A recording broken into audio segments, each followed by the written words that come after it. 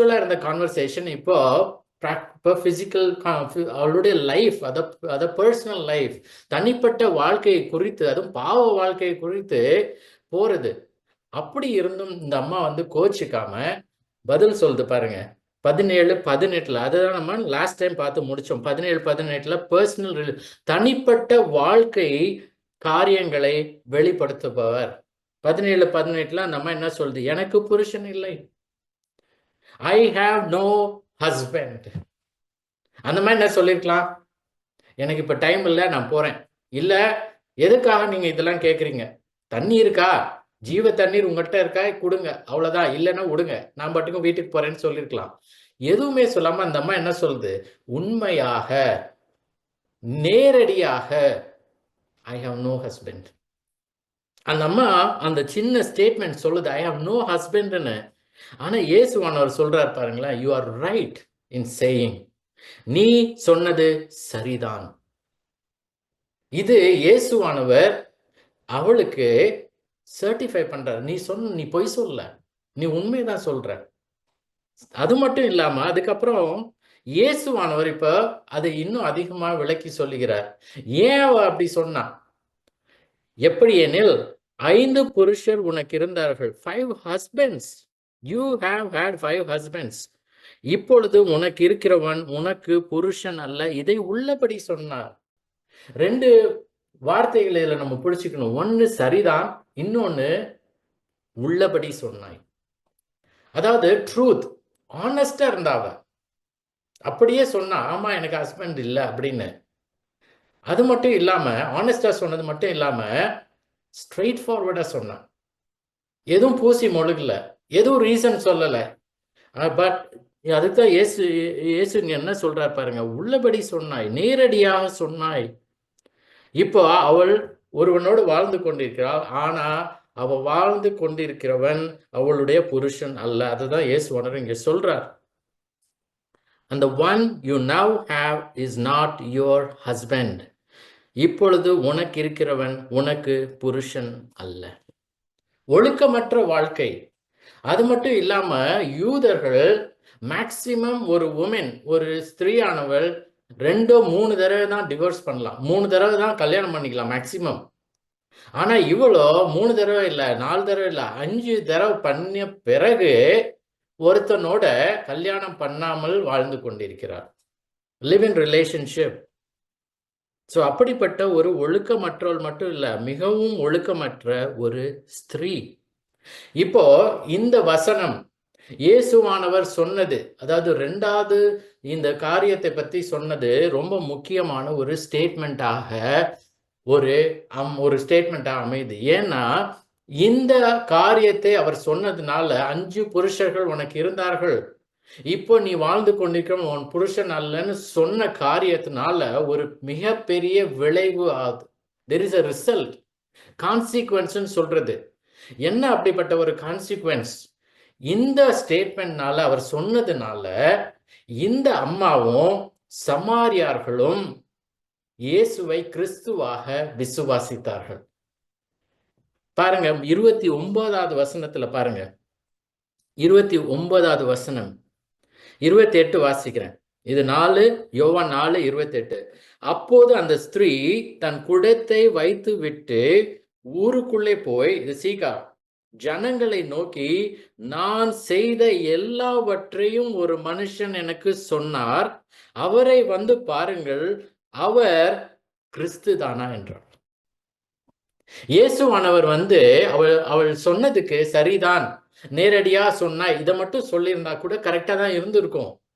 ஆனா அவர் அதுக்கு பிறகும் போய் அவளுடைய அந்த அந்தரங்க வாழ்க்கை, தனிப்பட்ட வாழ்க்கையை பற்றி அவர் இன்னும் அவளுக்கு சொன்னார். உனக்கு 5 பேர் இருந்தாங்க அப்படின்றது. அப்படி சொன்னதுனால வந்த விளைவு, அவள் அதை கேட்டு ஊருக்குள்ளே போய், வந்து பாருங்கள், நான் செய்த எல்லா காரியத்தையும் ஒருத்தர் சொன்னார், இவர் கிறிஸ்து தானா. அது மட்டும் இல்ல, 39வது வசனத்துல பாருங்க, 39, நான் செய்த எல்லாவற்றையும் எனக்கு சொன்னார் என்று சாட்சி சொன்ன அந்த ஸ்திரீனுடைய வார்த்தையின் நிமித்தம் அந்த ஊரில் உள்ள சமாரியாரில் அநேகர் அவர் மேல் என்ன போட்டிருக்கு? விசுவாசம் உள்ளவர்கள். Many Samaritans from the town believed in him because of the woman's testimony. அது என்ன? He told me all that I ever did. அந்த ஒரு ஸ்டேட்மெண்ட், யாருக்கும் தெரியாதுன்னு நினைச்சிட்டு இருந்த அந்த ஸ்திரீ ஒரு அந்நியரான இயேசுவின் இடத்துல வந்து இயேசுவானவர் சொன்னதை வச்சு அவள் முதலாவது தெரிஞ்சது அவர் யூதன்னு சொன்னா. இன்னைக்கு நம்ம பார்க்க போறோம், அவர் ஒரு தீர்க்கதரிசின்னு சொன்னா. ஆனா அதுக்கும் பிறகு போய் இவர் கிறிஸ்து தானா? அது மட்டும் இல்லாம அவள் விசுவாசம் மட்டும் இல்லாமல் மெனி சமாரிட்டன் சமாரியார்களும் என்ன பண்ணாங்க? விசுவாசித்தார்கள். ஏன்? இயேசுவானவர் இவளுக்கு 5 ஹஸ்பண்ட் இருந்தாங்க, இப்ப இருக்குது அவ ஹஸ்பண்ட் இல்லைன்னு சொன்ன ஒரே காரணத்தினால. அவ்வளோ பெரிய விளைவு. இப்படிதான் தேவ தன்மை, இயேசுவானவர் மாம்சத்துல வந்த தேவன் என்பதை மற்றவர்களுக்கு இன்டிரெக்ட்லி காண்பித்தார். நேரடியாக இல்ல, அவர் சொல்வதன் நிமித்தம், அவர் செய்த அற்புதங்களின் நிமித்தம் தான் யார் என்பதை இந்த சமாரியா பெண்ணுக்கும் சமாரியார்களுக்கும் மற்றவர்களுக்கும் காண்பித்தார். நிக்கோதேமுவும் இப்படிதான் வந்து இயேசுவானவரை பற்றி அறிந்து கொண்டான். நான் சொன்ன மாதிரி இது யோவான் நமக்கு ஏன் இந்த சமாரியா பெண்ணை பற்றி எழுதுகிறார்னா, இது 2வது ஆதாரம், செகண்ட் எவிடன்ஸ். முதலாவது எவிடன்ஸ் தேவன் மாம்சத்துல வந்ததற்கு, இயேசுவானவர் தேவனாய் இருந்து நம்மிடத்துல மனுஷனாய் வந்ததற்கு ஆதாரமாக அவர் சொல்லுகிறார். அவருடைய தேவத்துவம், ஜீசஸ் டியேட்டி, இது ஒரு சைன், அடையாளம். ஏன்னா 2வது அதிகாரம் கடைசி வசனங்கள்ல தேவனாய் இருந்த இயேசுவானவர் எல்லாரையும் அறிந்தார், மனுஷர் உள்ளத்தில் இருப்பதை அவர் அறிந்தார். நம்ம இங்க இந்த 2 இன்சிடென்ட்ல மட்டும் நம்ம இதை பார்க்கல. 1வது அதிகாரத்துல நத்தானியேல் வந்து இயேசுவானவர்கிட்ட வரப்போ பாருங்க, 1வது அதிகாரம் 47வது வசனத்துல பாருங்க. இங்க நாதன்வேல் வரான் நத்தானியேல். அப்போ இயேசுவானவர் அவனை குறித்து சொன்னது, இதோ கபடற்ற உத்தம இஸ்ரவேலன், behold an Israelite indeed in whom there is no deceit அப்படின்னு சொன்னார். கபடற்ற உத்தம இஸ்ரவேலன் அப்படின்னு சர்டிஃபை பண்ணார் அவனுடைய குணத்தை.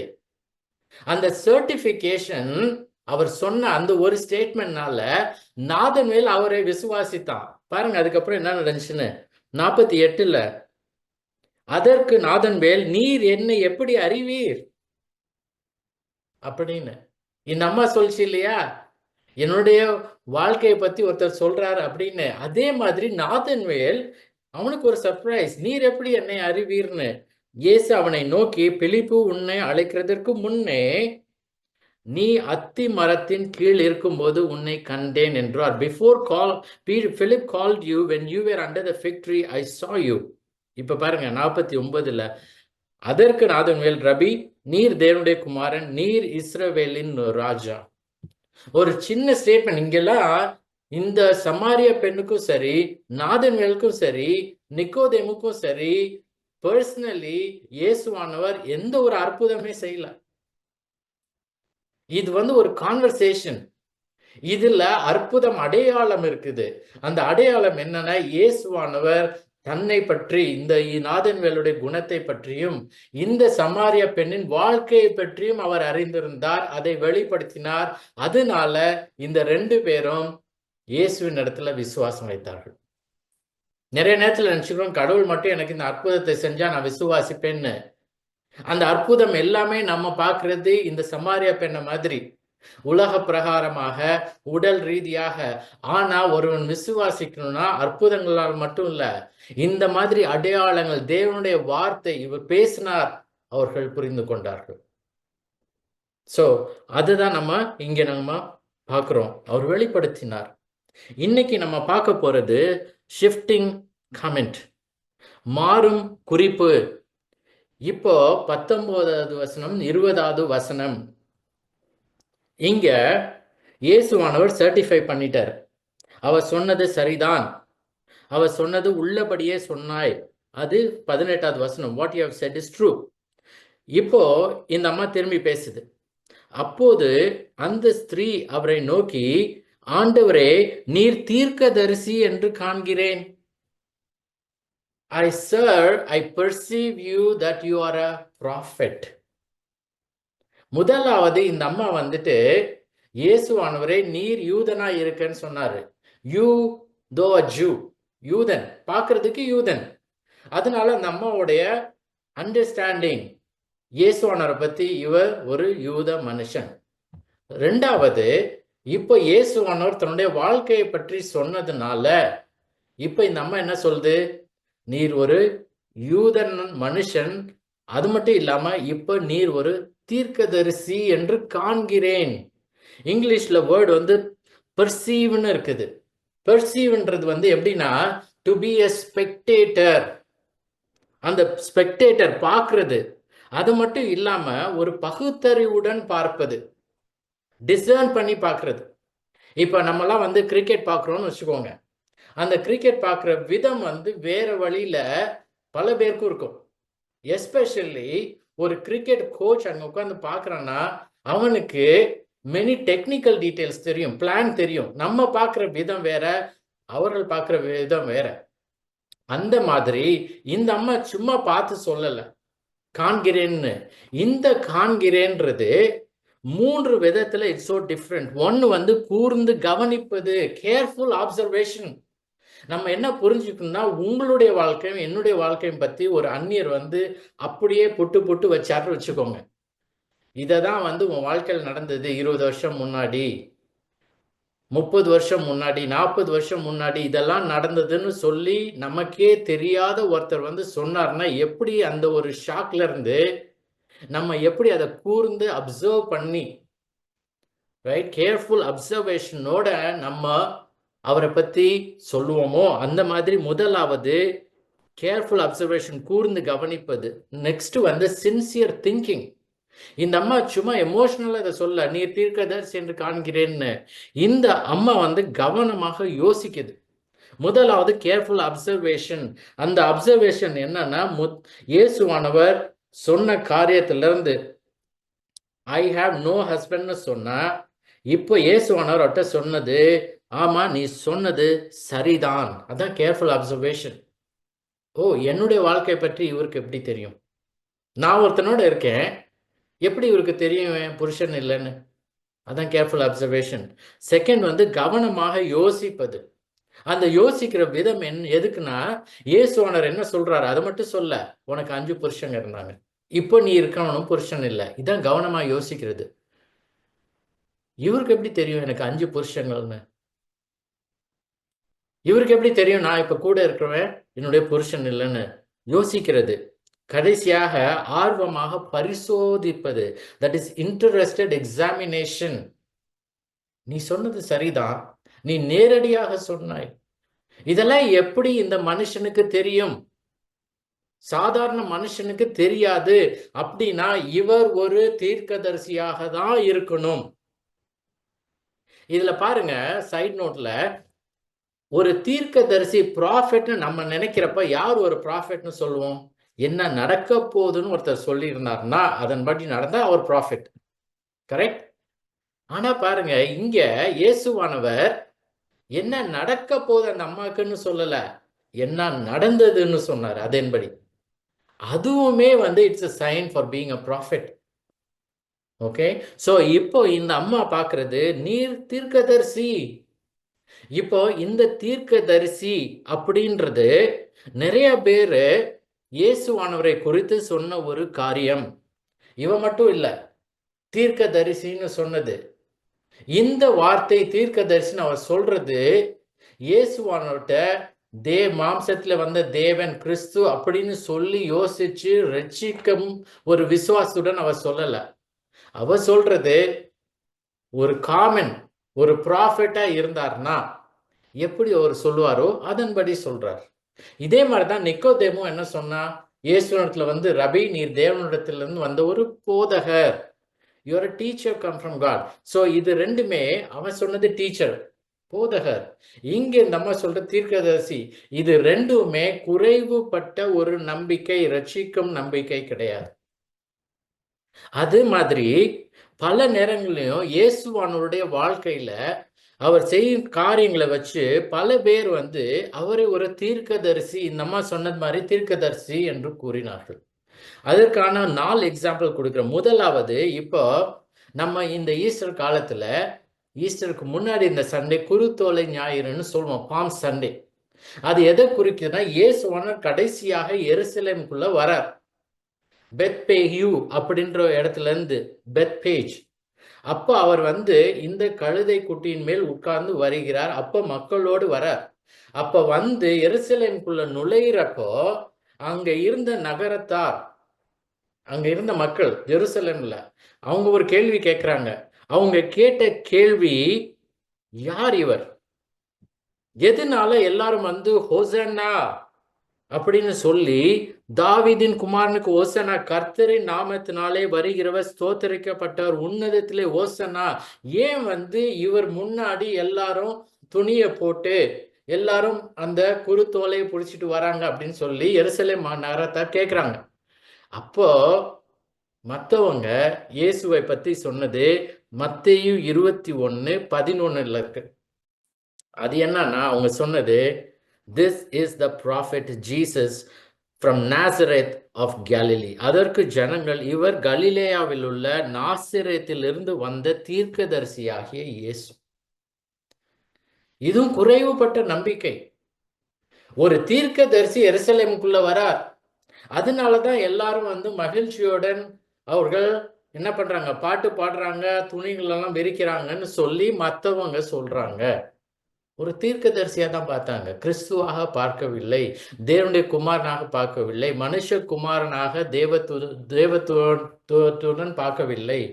2வது எக்ஸாம்பிள், இது லூக்கா 7வது அதிகாரம் 16வது வசனம். இங்க என்ன நடக்குதுன்னா, நாயின் ஊர் அப்படின்ற ஒரு இடத்துல ஒரு விதவை, ஒரு விடோ, அந்த அம்மாவுக்கு ஒரு மகன் இருக்கான், ஒரே மகன், அவனும் இறந்து போயிட்டான்.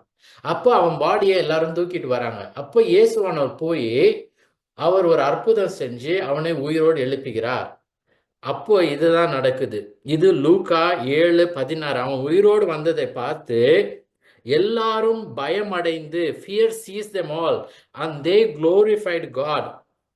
A great prophet has risen among us. எல்லாரும் பயமடைந்து, மகா தீர்க்கதரிசியானவர் நமக்குள்ளே தோன்றி இருக்கிறார் என்றும், தேவன் தமது ஜனங்களை சந்தித்தார் என்றும் தேவனை மகிமைப்படுத்தினார்கள்.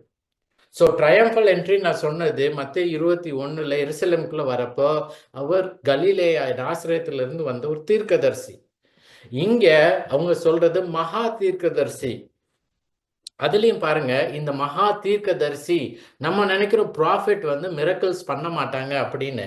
ஆனா அவர் அங்க பேசவே இல்லை, நாயின் ஊர்ல அவனை உயிரோடு எழுப்பினார். அதை வச்சே அவங்க தீர்க்கதரிசின்னு சொன்னாங்க. 3வது எக்ஸாம்பிள், இது ஏரோது ராஜா அந்திப்பா. அவன் வந்து மற்றொரு இடத்துல கேட்கிறான், இயேசுவை பத்தி கேள்விப்பட்டு மற்றவங்க இடத்துல கேட்கிறான், யார் இவர் அப்படின்னு. அப்போ இது மார்க்கு 6:15. சில பேர் என்ன சொல்றாங்கன்னா, யோவான் ஸ்நானகன் மரித்தோரிலிருந்து எழுந்தான் என்று சொன்னார்கள். ஏன்னா அப்போ ஜான் த பேப்டிஸ்ட் இறந்து போயிட்டான், ஹெரோது தான் அவனை கொன்னான், ஏரோது ராஜா. இப்போ மற்றவங்க இவர் செய்த பலத்த காரியங்களை வச்சு, மிராக்குலஸ் பவர்ஸ் அவர்கிட்ட இருந்துச்சு, அதனால என்ன சொல்றாங்க மார்க் 6ல், இவர் யோவான் ஸ்நானகன் திரும்பி வந்துட்டான் அப்படின்னு. சிலர் அவர் எலியா என்றார்கள், அதாவது எலைஜா, ஓல்ட் டெஸ்டமென்ட் ப்ராஃபெட். வேறு சிலர் அவர் ஒரு தீர்க்கதரிசி அல்லது தீர்க்கதரிசிகளில் ஒருவனை போல் இருக்கிறார் என்று சொன்னார்கள். He is a prophet or like one of the prophets of old. அங்கேயும் அவங்களுக்கு அவர் செய்த காரியங்கள்லேருந்து தெரிஞ்சது அவர் ஒரு தீர்க்கதரிசியா இருக்கலாம். இந்த அம்மா எப்படி நீர் தீர்க்கதரிசி என்று காண்கிறேன்னு சொல்லிச்சோ, அதே மாதிரி இங்க இருந்த மக்களும் விதவிதமான மக்கள், எருசலேமுக்குள்ள வந்தவங்க, அவர் செய்த அற்புதத்தை பார்த்தவங்க, அவர் செய்த காரியங்களை கேட்டவங்க, கடைசியாக பிறவி குருடன் யோவான் 9வது அதிகாரம் 17ல் அவனுக்கு கண் பார்வையை கொடுத்தார். இப்போ அவன் கிட்ட கேட்டப்போ யார் அவர் உனக்கு கண் பார்வை வந்திருக்கே, யார் கொடுத்ததுன்னு கேட்டதுக்கு அவன் சொன்ன வார்த்தை, மறுபடியும் அவர்கள் குருடனை நோக்கி, உன் கண்களை திறந்தானே, அவனை குறித்து நீ என்ன சொல்லுகிறாய் என்றார்கள். அதற்கு அவன், அவர் தீர்க்கதரிசி என்றான். Profit. He is a prophet. So இப்படிதான் இந்த ஒரு காரியம், தீர்க்கதரிசின்ற காரியத்தை மக்கள் இயேசுவானவர்களிடத்துல அவர் தீர்க்கதரிசி என்று சொன்னார்கள். அது மட்டும் இல்லாம கடைசியா இயேசுவானவரே தன்னை குறித்து சொன்ன ஒரு காரியம், அவரே தன்னை ஒரு ப்ராஃபெட்டாகவே சொன்னார், தீர்க்கதரிசியாக. இது மார்க் 6வது அதிகாரம் 4வது வசனத்துல. இங்க என்ன நடக்குதுன்னா, இயேசுவானவர் திரும்பி தன்னுடைய சொந்த ஊரான அந்த நாசரேத்துக்கு போறார். அப்போ அங்க இருந்த மக்கள் அவர் சொல்றது, அவர் கற்றுக் கொடுத்தது கேட்டு சந்தோஷப்படாமல் இடரல் அடைந்தார்கள். அதாவது அஃபெண்ட் ஆயிட்டாங்க, கோவப்பட்டாங்க. ஏன் கோவப்பட்டாங்க? அவங்க சொல்றது இதுதான், இவர் யாருன்னு எங்களுக்கு தெரியுமே, இவர் ஒரு கார்பெண்டர், தச்சன், இவங்க அம்மா வந்து மேரி இந்த ஊர்ல தான் இருக்காங்க. அது மட்டும் இல்லாம இவரோட பிரதர்ஸ் 5 பேர் எனக்கு தெரியும், எங்களுக்கு தெரியும், இவரோட சிஸ்டர்ஸும் எங்களுக்கு தெரியும். இவர் வந்து நம்மள மாதிரியான ஒரு சாதாரண ஒரு ஆள், இவர் எப்படி நமக்கு தேவனை பற்றியும் இந்த தேவனுடைய ராஜ்யத்தை பற்றியும் சொல்ல முடியும்னு சொல்லி கோவப்பட்டு அவர்கள் இடரல் அடைந்தார்கள். they were offended, they took offense at him இருக்குது. அவர் சொன்னதை விட்டுட்டாங்க. அவங்க எதை பார்த்தாங்க? அவருடைய அந்த ஃபேமிலி பேக்ரவுண்ட். அப்போ இயேசுவானவர் சொல்றது இதுதான். இயேசு அவர்களை நோக்கி, தீர்க்கதரிசி ஒருவன் தன் ஊரிலும் தன் இனத்திலும் தன் வீட்டிலுமே அன்றி வேறு எங்கும் கனவீனம் அடையான் என்றார். A prophet is not without honor except in his own town, among his relatives and in his own household. எங்க ஒரு தீர்க்கதரிசி தன்னை தீர்க்கதரிசின்னு சொல்லி அவர் சொல்றது, எங்க ஒரு தீர்க்கதரிசியை மதிக்க மாட்டார்கள்? அவனுடைய ஊரும் அவனுடைய சொந்தக்காரர்களும் அவனுடைய அக்கம் பக்கத்தினரும் தான். மற்ற எல்லா ஊருக்கும் அவன் போவான், அங்கெல்லாம் மதிப்பார்கள். ஆனா அவன் இருக்கிற ஊர்லயே தங்கி இருக்கிற இடத்துல அவனை மதிக்க மாட்டாங்கன்னு சொல்லி தன்னையே ஒரு தீர்க்கதரிசியாக அவர் சொன்னார். ஸோ இப்ப நம்ம பார்க்கறது, இந்த அம்மா யோவான் 4ல இந்த அம்மா முதலாவது சொல்றது, ஆண்டவரே நீர் தீர்க்கதரிசி என்று காண்கிறேன். ஸோ இப்போ அவளுடைய அண்டர்ஸ்டாண்டிங் யூதன்ல இருந்து இப்ப தீர்க்கதரிசிக்கு வந்திருக்குது. இப்ப பாருங்க, அடுத்தது அவ சொல்றது, எங்கள் பிதாக்கள் இந்த மலையிலே தொழுது கொண்டு வந்தார்கள், நீங்கள் எருசலேமில் இருக்கிற ஸ்தலத்திலே தொழுது கொள்ள வேண்டும் என்கிறீர்களே என்றாள். Our fathers worshipped on this mountain, but you say that in Jerusalem is a place where people ought to worship. இப்ப பாருங்க, நல்லா கவனிங்க, அப்சர்வ் பண்ணுங்க எப்படி இது ப்ராக்ரஸ் ஆகுதுன்னு. முதலாவது ஒரு சின்ன ஒரு தண்ணீர் கேட்டார் அவர், அதுல இருந்து ஜீவ தண்ணீரை பற்றி சொன்னார், நமக்கு புரியல. அதுக்கப்புறம் அவளுடைய புருஷனை பத்தி சொன்னார், ஏன்னா அவளுடைய பாவ நிலைமை. அதை கேட்டு இந்த அம்மா இவர் தீர்க்கதரிசி. இப்போ இந்த அம்மாவுக்கு என்ன ஆச்சுன்னா, ஃப்ரம் பிசிக்கல் ப்ரொவிஷன் அதுதான் அவ எதிர்பார்த்தா. இப்போ தன்னுடைய வாழ்க்கையை பற்றி சொன்னதுனால, தீர்க்கதரிசி என காண்கிறேன்னு சொன்னதுனால, இப்போ இந்த அம்மாவுக்கு from physical provision all of a sudden spiritual திங்ஸை பத்தி பேச ஆரம்பிச்சிட்டா. இது எப்படின்னா, நம்ம இப்போ பஸ்லயோ ட்ரெயின்லயோ போறோம், பக்கத்துல உட்காந்துருக்காங்க, அப்ப நம்ம கேஷுவலா பேசிட்டு இருப்போம், எங்கேருந்து வந்தீங்க, எவ்வளோ எத்தனை பிள்ளைங்க, என்ன பண்றீங்க அப்படின்லாம். ஆனா அவங்க ஒரு கிறிஸ்தவ ஒரு பாதிரியார்னு வச்சுக்கோங்க, ஒரு பாஸ்டர் இல்ல மிஷனரின்னு நமக்கு தெரிஞ்ச உடனே என்ன பண்ணுவோம், நம்ம கான்வர்சேஷன் பைபிளை பத்தி ஆயிடும், ஓகே, கிறிஸ்டியானிட்டியை பத்தி ஆயிடும். ஆல் ஆஃப் அ சடன் பார்த்தீங்கன்னா நம்ம உலக பிரகாரமாக இயற்கையான காரியங்களை பற்றி பேசிட்டு இருந்துட்டு அவங்க யாருன்னு தெரிஞ்ச உடனே ஸ்விட்ச் பண்ணிக்குவோம் ஸ்பிரிச்சுவல் சைடுக்கு. அதுதான் இங்கே நடக்குது. ஸோ இது ஒரு அப்ரப்ட் சேஞ்ச் இல்லை. இயேசுவானவர் அவளை ஒவ்வொரு ஸ்டேஜ் பை ஸ்டேஜாக கொண்டு போகிறார். அவளும் கூடவே வரா.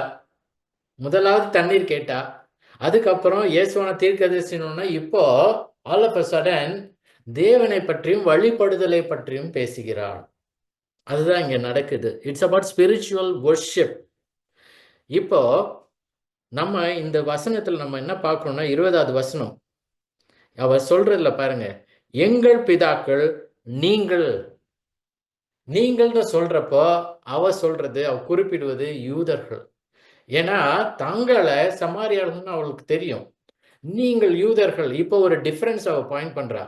நாங்கள், எங்கள் பிதாக்கள் இங்க இந்த மலையில வர்ஷிப் பண்றோம், வழிபடுகிறோம். ஆனால் நீங்கள் யூதர்கள் என்ன சொல்றீங்க? எருசலேமிலே ஸ்தலத்திலே தொழுது கொள்ள வேண்டும் என்கிறீர்களே. இப்ப அந்த டிஃபரன்ஸ் அவ பாயிண்ட் பண்றா. ஏன்னா ஸ்பிரிச்சுவல், ஏன்னா அவர் தீர்க்கதரிசி. அதனால ஸ்பிரிச்சுவல் காரியங்கள் ஆத்ம ரீதியில அவ பேச ஆரம்பிக்கிறா.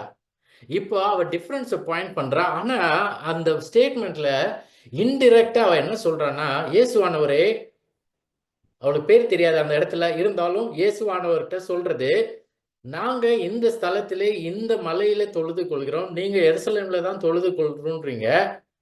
அவ இன்டிரெக்டா சொல்றது. நீங்க என்ன சொல்றீங்க அதை பத்தி? உங்க ஒப்பீனியன் என்ன? எது கரெக்ட் அப்படின்றது தான் அவளுடைய கேள்வி. இயேசுவானவர்கிட்ட அவ வைக்கிறது.